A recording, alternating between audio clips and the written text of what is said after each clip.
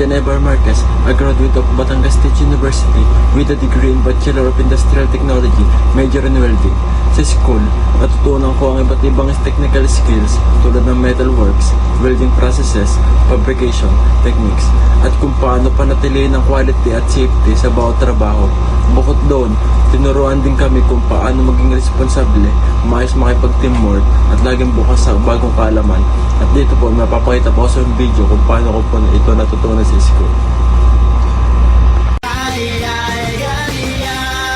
Nasa palad mo ang pagbabago ng takbo at walang mangyayari kung hindi mo susubukan. Magtukas ka ng isipan kahit araw may natututunan. Di mo lang alam at di mo maintindihan lahat ng nangyayari sa buhay natin ay may kanya-kanyang dahilan.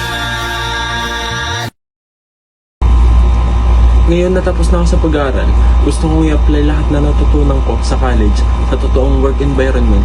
Handang-handa ako magamit ang mga skills ko, matuto pa ng mas marami, at makatulong sa pag-unlad ng kumpanya. I'm excited to start my career and show my dedication and hard work in everything I do. At ito po, may mapakita po sa inyong clips kung paano ko po ito i-apply sa aking trabaho.